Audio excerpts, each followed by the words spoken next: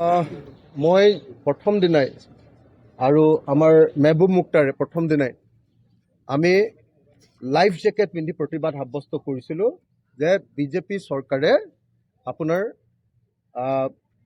কৃত্ৰিম বানপানী গুৱাহাটী আৰু শিৱসাগৰ টাউনকে ধৰি কৃত্ৰিম বানপানী ৰোধ কৰাত ব্যৰ্থ হৈছে। অকল শিৱসাগৰ নহয় দেই, যোৰহাটকে ধৰি অসমৰ সকলো, ডিব্ৰুগড় একদম ডুবি যায় কৃত্ৰিম বানপানী।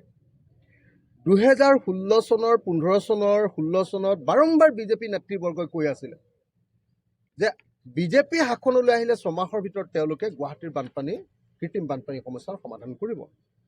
এতিয়া 11 বছৰ হ'ল আৰু বৰ্তমানৰ যিজন মুখ্যমন্ত্ৰী, এই মুখ্যমন্ত্ৰীজনে যোৱা 25 বছৰ গুৱাহাটীৰ দায়িত্বত আছিলে।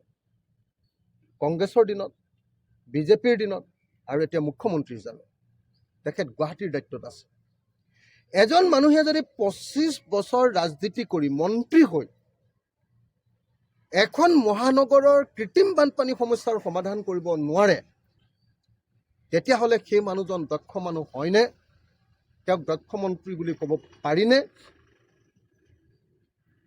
অৰ্থাৎ এইটোৱে প্ৰমাণ কৰে যে অকল বিজেপি চৰকাৰৰ অকমন্যতাই নহয়, ব্যক্তিগতভাৱে হিমন্ত বিশ্ব শৰ্মাৰ অকমন্যতা আৰু অদূৰদৰ্শিতা আৰু জাতিৰ প্ৰতি অদায়বদ্ধতাৰ কাৰণে আজি গুৱাহাটী এনেকৈ ডুবিছে।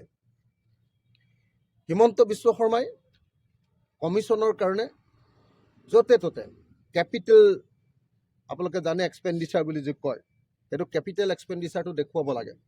মানে ধাৰ ল'বৰ কাৰণে সদায় মূলধনী ব্যয়টো দেখুৱাব লাগে, আৰু মূলধনী ব্যয় দেখুৱাবৰ কাৰণে বেলেগ একো নাপায়, অকল খালি অভাৰব্ৰিজ বনাই দিছে। সেই অভাৰব্ৰিজবিলাক বনোৱাৰ কাৰণে এতিয়া বানপানী সমস্যা অধিক গভীৰ হৈ গ'ল গুৱাহাটীত।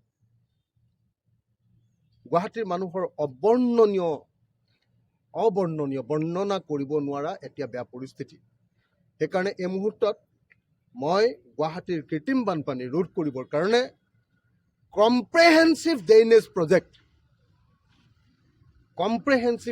প্ৰজেক্ট গ্ৰহণ কৰিবৰ কাৰণে, আৰু লগতে আমাৰ শিৱসাগৰ নগৰৰ একদম একেবাৰে আমাৰ শিৱদৌলটোৰ সন্মুখত দৌল চাৰিআলি আৰু গোটেই টাউনখনত যি কৃত্ৰিম বানপানী হয় তাৰ পৰা ৰক্ষা কৰিবৰ কাৰণেও শিৱসাগৰৰ কাৰণেও কম্প্ৰেহেনচিভ ড্ৰেইনেজ প্ৰজেক্ট ল'বৰ কাৰণে দাবী